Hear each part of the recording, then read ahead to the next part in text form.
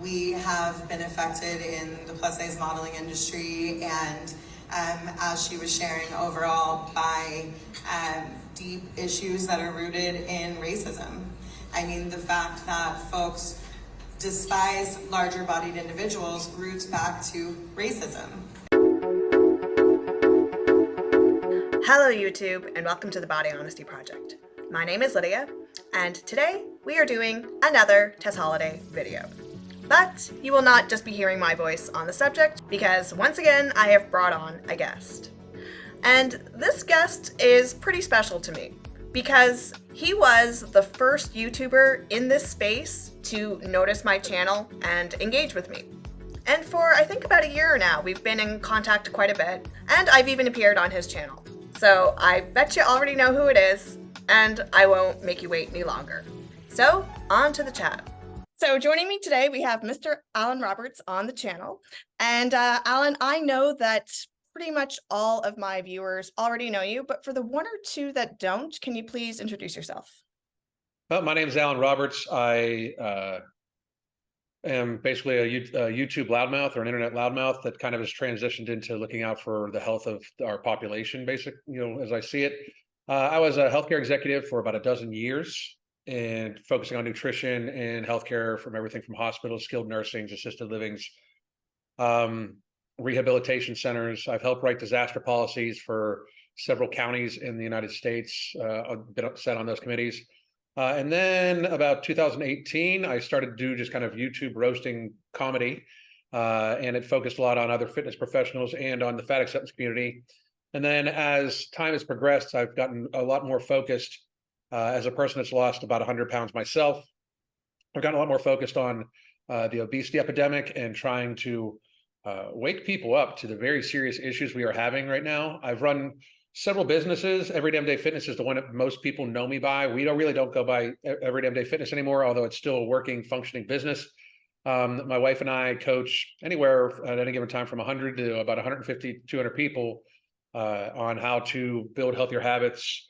On our app, we also have a podcast, Alan Roberts Uncensored, and I am partners in a supplement brand called No Morbidity. It is through the Ambrosia Collective. We're about to release our second product called Alchemy. And then we have another one on the pipe through MTS Nutrition also. And I'm excited to be here. I'm a big fan of yours. So I've had you on my channel, and I'm very excited to be on your channel. I am so happy to have you here. As you might know, I've been doing a collaboration series, so I could not collaborate with you as well. So I appreciate it, because you'd be surprised at how many people don't. Oh, I love it. So before we get into the actual TikTok, I just wanted to know your comments on the whole ordeal of why would the United Nations select Tess Holiday? Like, why was she selected to be on that panel there? Like, if you're going to be representing fat activism and fat rights and all that stuff, wouldn't you want like a good speaker? Well, the UN is basically an extension of NATO, which is basically an extension of the World Health Organization, basically extension of the World Economic Forum. I don't believe they actually care about health. And there's no actual evidence that they do after the last couple of years. Most of the measures that were taken in the last couple of years were anti health, and staying inside, not getting vitamin D, all those things. But I've referred to many times, she's a circus attraction. Like, she's not really even a model. She is a statement, so people will have her on their runways to make a statement like, look, we have this fat person on. We're very virtuous people. Right. And especially with ESG, which is basically a social credit score for different organizations and stuff like that. I believe that's the pressure is to, normalize obesity, because normalizing obesity makes a lot of money for a lot of different industries. Yeah. Tess Holiday being seen as normal, that makes money for big food, big pharma, makes money for a lot of companies, and it muddies the water. The video we were talking about, well, I'm sure we'll get to, I found it even funny that I don't even think that they realized what they were getting into, because like when she brought up, yeah, I mean, for the everybody that we're going to see this, Tess Holiday claims to have a restrictive eating disorder. which is just a massive slap in the face to people that actually have restrictive eating disorders. You know, both binge eating disorder and anorexia kill people. Binge eating disorder takes a lot longer time and a lot more, you know, it just takes a lot longer because people can starve themselves to death in a matter of months. But obesity normally takes quite a while, but it's still just as deadly. And people that suffer with anorexia are truly like have true issues, and what the family goes through, what they go through is kind of horrific. And for her to make light of it just for her own benefit is just I mean, I have said many times, like, people can say what they want about me, but I am always trying to help people. I'm Yeah. just very realistic and very blunt. I come from a different generation than most people nowadays. Hey, I'm a Gen Xer too. We're like the That's only awesome. ones. That's awesome. And even some of the Gen X people have just gotten very, like, the fatter they've gotten, the more quiet and soft spoken they've gotten and everything like that, where, you know, I'm still an animal, you know, like I'm still like, I consider myself quite the savage individual, you know, and I've lived my life that way. Yeah. And you know, I want people to be open and honest about me, and I'm going to be open and honest about people. And I think that she is just kind of a horrible, horrible human being. Like, just so in so many ways. Everything from being a, you know, not allowing the word health in her house with around her children, which is just abusive almost, to the stealing the plight of people that have anorexia. But I think that they chose her basically because it's a well-known name to talk about, and they wanted to paint the picture that morbidly obese people are victims, because, you know, you can't, it's hard to sympathize with people when they're not victimized in our society nowadays, you know, but I think that's why. Okay, so let's start this TikTok.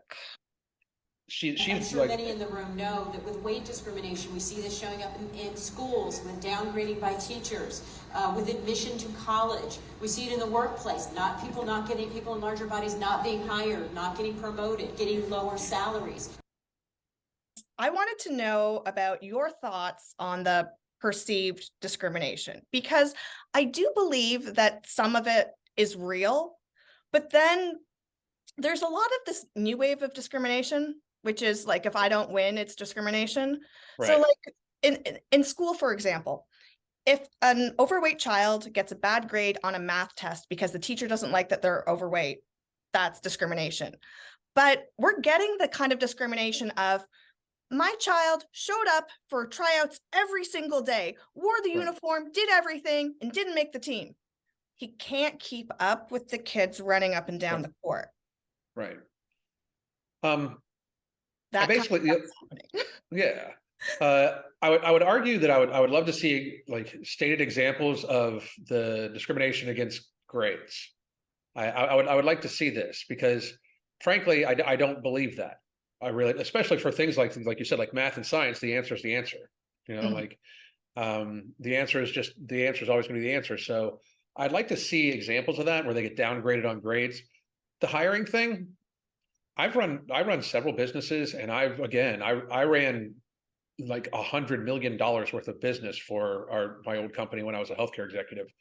And to be honest, morbidly obese people normally don't do as good a job, and people are going to get very upset about this, so let me finish, but they normally don't do as good a job. They are very inconsistent with their work because they do miss more time from work, statistically speaking, to a tremendous degree. And frankly, they cost the company more money, because any company you work for, when you have paid benefits through them, they have to take like normally the majority, bulk of it. We had a 70-30 split where 70% of the healthcare for the person was paid for by us through the insurance, and 30% by them, right? And you kind of look for it not to be. Now, don't get me wrong, I don't think people should not be hired because of their because of a disability or something like that.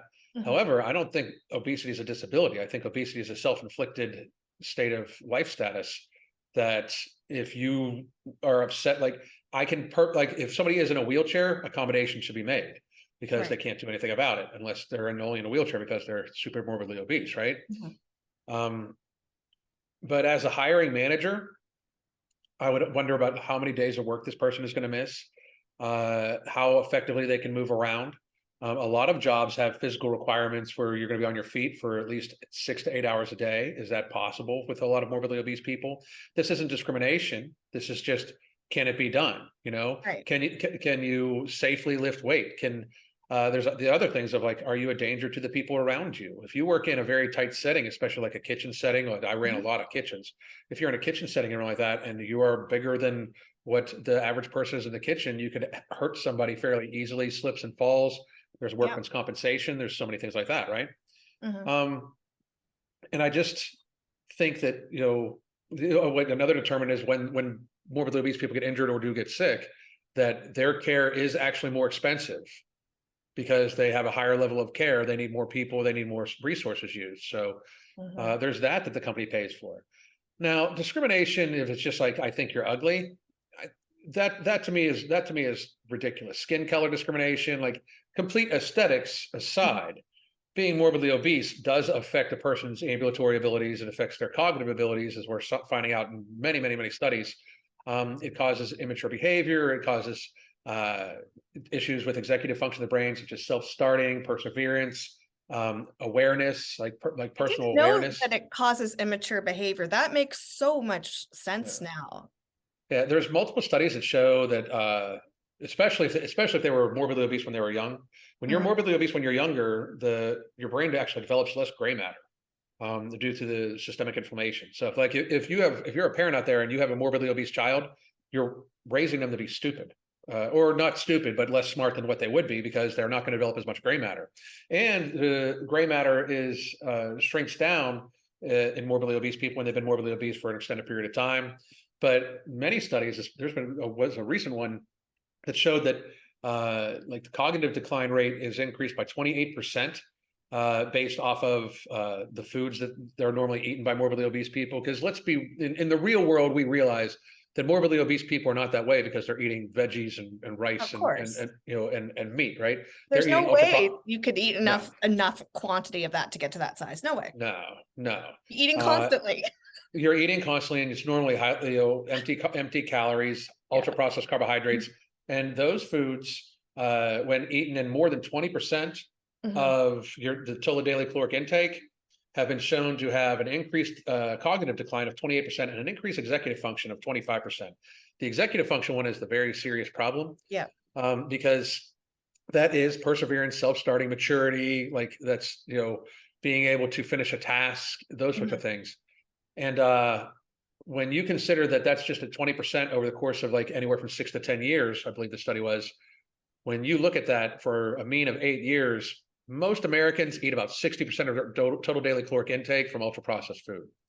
So we eat 3 times that number amount, and many people eat it for much, much longer. And I think it's fairly self-evident the level of maturity of these people, and I say these people, and I don't mean to be mean, but like Tess Holiday is in complete denial. Like this woman claims she has a restrictive eating disorder and has gained 150 pounds in the last couple of years, and will eat on. There's so many reasons why she doesn't have this. Yeah. Because she eats on camera. She has no problem showing off her body. She's very proud of how she looks, even while being ginormous. She's recently gained weight. Normally, if somebody is only diagnosed with atypical anorexia because they're still fat, right? Like they have a restrictive eating disorder and they're starving themselves to death, but they just happen to be still obese. Yeah, because they haven't lost from 400 to 300. Yeah, they've gone from 400 to 300. They're losing weight. Gaining weight really just makes it so you don't really qualify to have like any of these things. It's like even by the very loose and very doctored and tailored standards that psychiatric medicine is setting nowadays, because they're also part of the problem with this. But she just doesn't fit it. But the discrimination portion, I just don't see it. Like, it's especially the school thing. I just don't see it. Like, if your kid's stupid, your kid's stupid. Right. Like, I mean, it is what it is. Maybe don't feed them so much sugar in the morning and they won't be hyped up, Right. Okay, let's now get into what Tess is actually going to say. It's crazy. Tess, after hearing the research from RIM, as somebody who's navigated the beauty and modeling industries for quite a while, how has this shown up in your career? Well, I don't think that there's any surprise that we have been affected in the plus size modeling industry, and as she was sharing overall by deep issues that are rooted in racism. I mean, the fact that folks despise larger bodied individuals roots back to racism. It all roots back to racism. Okay, so Tess was asked the question, how does weight discrimination impact you as a model? And her answer is because racism? It's so, like, that's so overtly racist in itself. It's amazing. First of all, it implies that all Black people are fat. It implies that Black women are fat, right? It's so narrow-minded. Like, go around, like, maybe in America, I think the Black female demographic is from what I study, I believe the Black female demographic has the highest rate of obesity by BMI. I would bet you by waist to height ratio, it works out pretty even. Yeah, because there's more muscle. Yeah. Yeah. But to just claim racism, like it's this catchword that's being done nowadays that I find just so racist in itself. You know, like, first of all, like me and like, she's younger than us. She's in her 30s. Yeah. You know, she's elderly compared to us, but she's younger than us, kind of, you know, because she's not going to live that much longer. I mean, her waist to height ratio, and that's like 1 point something. Like you could, like, she's literally larger around than she is tall. But it's so racist. Like I've seen racism, you know, like racism. Like I remember being on the when I graduated high school, the year I graduated, we won like the state championships, or the regional championships, and we all went to go get, you know, dinner afterwards and all like that. And there was people, and this is Pittsburgh, Pennsylvania, in the 80s, right? Where they would not serve me, and they would not serve my friends, and they would not serve me because they were the N-word and I was an N-word lover. Like, this is reality. It happens. But for Tess to take the plight of these people who have faced actual racism, and like this rich, super white, she's not just white, she's like white, you know, like she's like white, like, you know, like for this super white woman to claim that she is being discriminated against because of racism is just so tone deaf. I don't know how it passes the muster of like the woke people.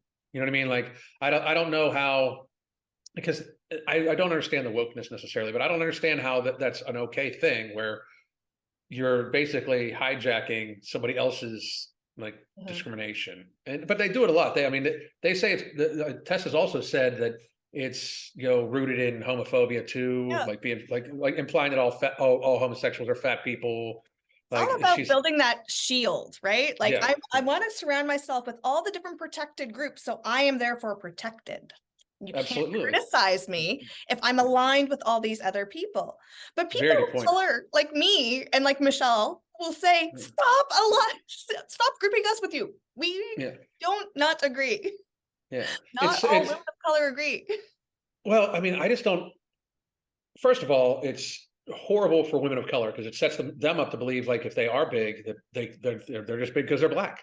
Right. You know? And we are at a stage in society now where, like, when you and I were growing up, there was like 1 or 2 fat people. Yeah. You know what I mean? Like, now we have, I mean, tons of clients, and most of the girls on TikTok that do this type of content are in their early 20s and have been fat most of their life. Yeah. And that was such a rare thing for us, right? Well, when you've grown up fat most of your life, and then somebody says, well, you're fat because you're Black, it's, well, I'm Black and I'm not going to be able to change that. So therefore I'm not going to be able to change being fat.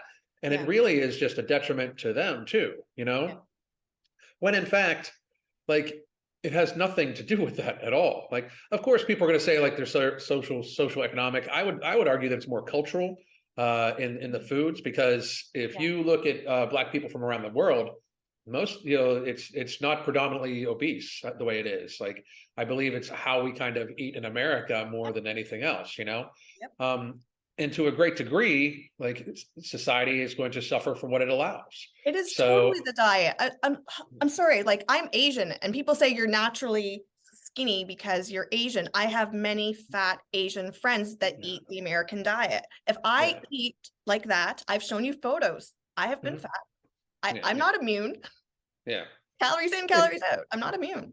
Well, I mean, it's this magical thing where it's like somehow or another that makes a difference. Like, I think I've watched your channel also too, where we both and just about anybody with any common sense realize is that there are some people that have even genetically a harder time to lose weight or keep weight off.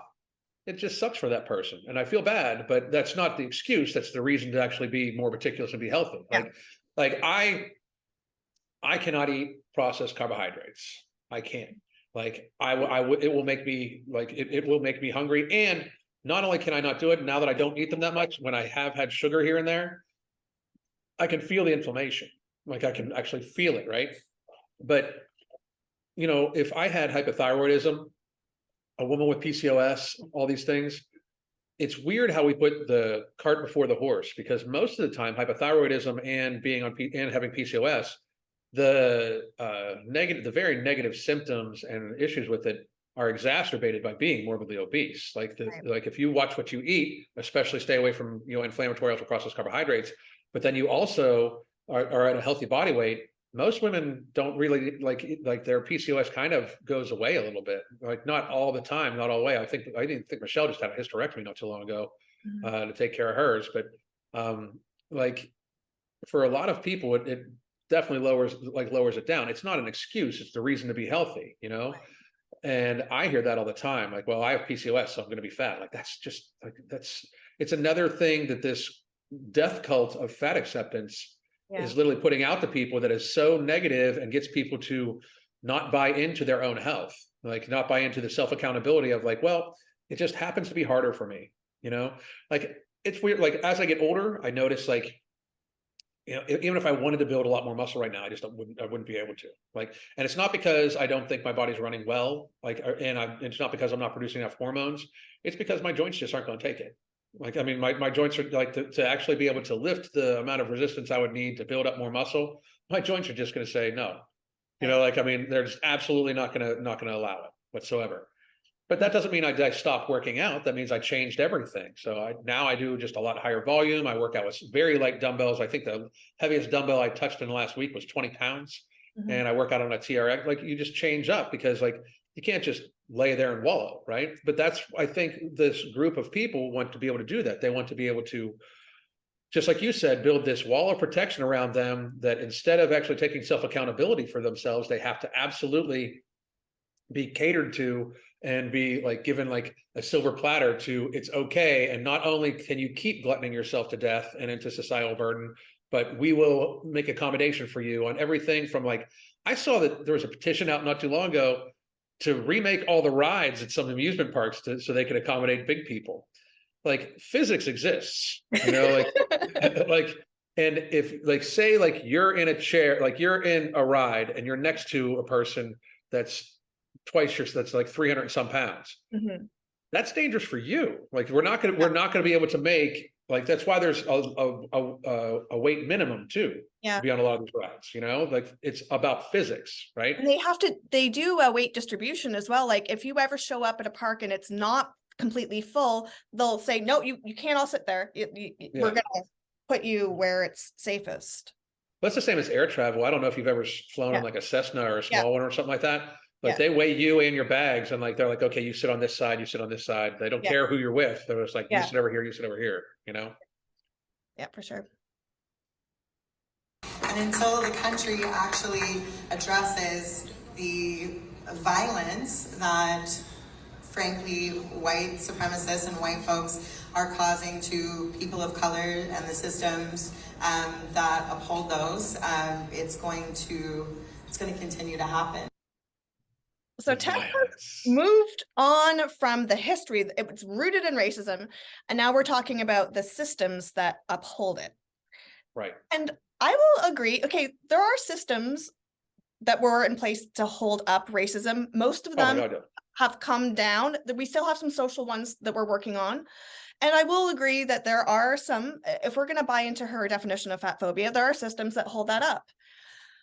But what we're not acknowledging is that the tearing down of these systems is not all about love and kindness. This is a detriment to our society, because what she is proposing, if the tearing down of systems, you got to read between the lines. She's talking about like all of this love and acceptance for one another. But really, I mean, she's talking about glamorizing obesity. She's talking about including more sizes so people can be more comfortable, so they can accept their obesity. we're essentially just talking about normalizing obesity. And this is what I hate is like she's framing it as breaking down systems. I'm seeing it as normalizing obesity. It's building up a system of normalization for obesity. It absolutely, like when instead, like breaking down a system for like racism, that doesn't take like making new clothes. That takes making sure that there's equality in getting mortgages, that there's equality in getting education, those sorts of things, right? Mm.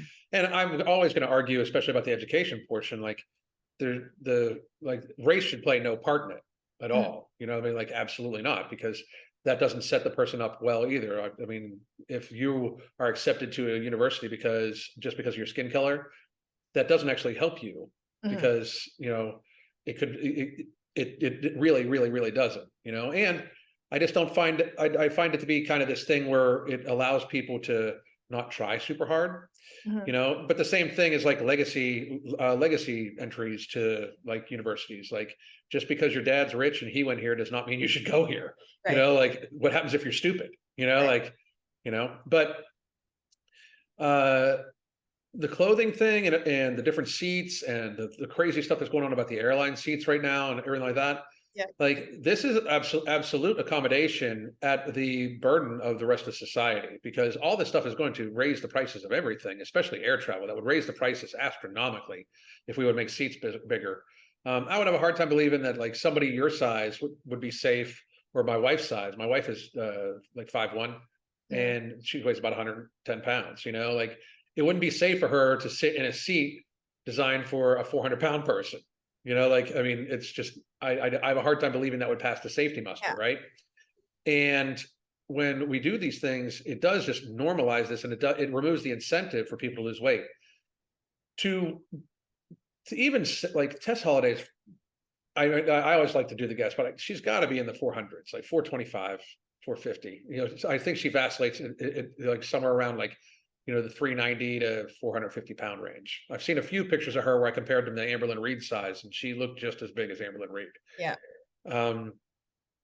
But to have a 400-pound woman, I mean, in society, that's pretty insane. Like it's become so normalized where people don't really realize it, but it's pretty insane to have a 400-pound woman, and not just one, many. I saw a statistic recently that like in the 1970s there was like 130,000 people over the weight of 300 completely in the world, Wow. and now like that's most Walmart employees and shoppers. Yeah, a 300 person is a small fat. Yeah, the small fat. Oh my god. And those numbers are shocking, but it's not a surprise. I mean, it's not been very popular to come out and talk about having my type of eating disorder publicly. It's impacted my career. It's impacted so many things, and it's not a popular thing to talk about. So much to say there. Yeah. First thing I want to draw attention to is the fact that she said my eating disorder, because I think she will say her restrictive eating disorder on TikTok and Instagram and in her safe forums. I think that she specifically said that so that she didn't get called on it. Yeah. I agree with that. Because she gets called on it all the time. Like you could hear her pause. I really think that like to a great degree, those people don't even know what she's talking about. I bet you they did almost no research on her. I find it funny that she is bigger than the two of them together. Yeah. Possibly by 2 times. And she's claiming that she has a restrictive eating disorder sitting next to these people. Yeah. But I think that she kept it silent because I do believe that she likely they had done no research and it was her way to just skate over it. Because when you hear her, like she's 400 pounds, like she does not have a restrictive eating disorder. So normally she would say a restrictive eating disorder, and she didn't even say that at that time. I didn't notice that before, but absolutely. She is actually that truth, that song, if you're like, take your woman, multiply her by 4. That's 4 of your wives. Yeah.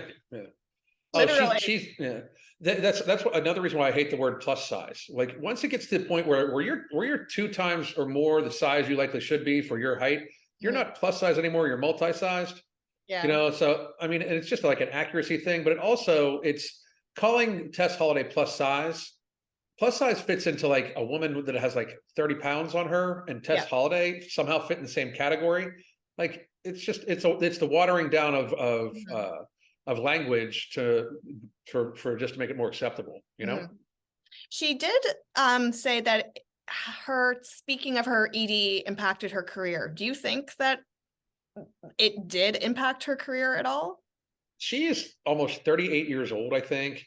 If she wouldn't have started making serious controversy, especially because like she's I think, huge. Like well, I think it helped her career. I think because it I made her, think it helped her career. yeah, Yeah. yeah. Like and I think that's one of the reasons why she talks about it is because she knows that it gets people buzzing on it. You know what I I mean? think Like, if when her views are down on TikTok, then she starts to do an ED one. oh yeah, yeah, absolutely. When she realizes people are no like because she's not. There's been tons of other stuff that she's done that have not gained her fame and or not gained her fortune or favor amongst even fat people. Like I Right, mean, she's said some crazy shit before. right. You know. We got one section left. Okay. But then going back to what she's saying, folks of color have been saying all of these things. It's just no one was listening. So I really hope that we are moving towards a future where folks listen to people of color and actually take them seriously and actually put change into place that helps and supports all of us. Okay, so remember the question was, how has weight discrimination impacted you as a model? And her Right. answer is listen to people of color because of racism. It's almost like does she think she's black? Like No. does she think she's a person of color? Like does she just identify as a person of color? I mean, she made a big deal a couple years ago. Just to your point, she made a big deal a couple years ago about being pansexual. Like nobody even wants to think about that, frankly. You know what I mean? Like you could have said you were straight. I don't want to think about it. You know, to be real, but I think that she's kind of stuck because what can she say? She's famous for being fat. Like Right. there's no discrimination for Tess Holiday. She's literally famous because she's fat. If she was not fat, Tess Holiday does not have the normal model look. She's 5'3" or something like that, 5'3" or 5'4". She can't even walk properly. No, she can't. Well, she can't walk. Like she did that one modeling gig with the sample size dress. Oh yeah, And that was horrendous. I was like, oh my God, like, is this, everybody's like, she's slaying the stage. Yeah, she's slaying the stage. All right. That stage is just dying because like I feel halfway bad for her, but at the same time, she does it to herself. But she's famous for being fat. There's been no discrimination in her career, but from being fat. No, not at all. Well, I'm glad No. that she ended the video saying that we should listen to people of color because guess what? I'm a person of color and you should listen to me. That's right. Absolutely. What do you got to say about it? I have to say that Tess is polluting the world with this fat acceptance garbage. And in order to support and love our fat family and friends, we need to encourage them to lose weight and not tell them that they're glamorous and beautiful and healthy as they are. Absolutely. I completely agree 100%. That's very well put. Well, Alan, this is the end. Thank you so much for coming on the channel today. And I look forward to hearing your comments when the video is posted. Absolutely. And then again, have you on again real soon. I'll send you a message. We'll set that up for another week or two. Okay.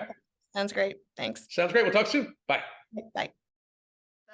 I hope you enjoyed that conversation. I really enjoyed talking to Alan. In fact, a couple times there, I forgot that we were filming a YouTube video because I was just enjoying the conversation. I regularly check out his content and also show up in his live streams from time to time. So if you enjoyed today's conversation and are interested in Alan's content, I'll put a link to it in the description.